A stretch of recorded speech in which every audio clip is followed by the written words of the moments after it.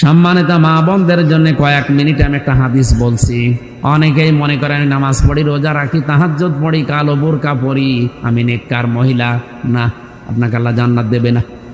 আপনাকে জান্নাত দেবে যদি 4টা গুণ আপনার ভেতরে পাওয়া যায়। 1 নম্বরে, স্বামী যখন বাইরে থেকে আসবে, দুনিয়ার সব কাজ মেয়েদের জন্য তখন সব নিষিদ্ধ, সব শেষ। আপনি স্বামীকে সময় দেবেন, এটা আপনার আসল কাজ। এরকম বউ আজ বাংলাদেশে নেই, এই কারণে অনেকে পরকীয়া প্রেম করে।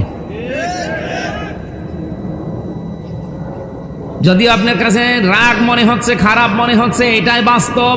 পরকীয়া প্রেমের পেছনে দায়ী আমার মনে হয় অধিকাংশ স্ত্রীগুলো।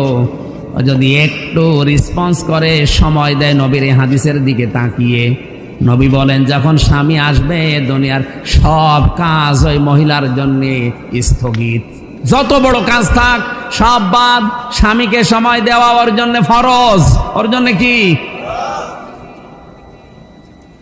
স্বামী এসেছে 8 ঘন্টা ডিউটি করে, ও সময় দেওয়া দূরের কথা, ও হাঁসের খাবার দিয়ে নিয়ে ব্যস্ত।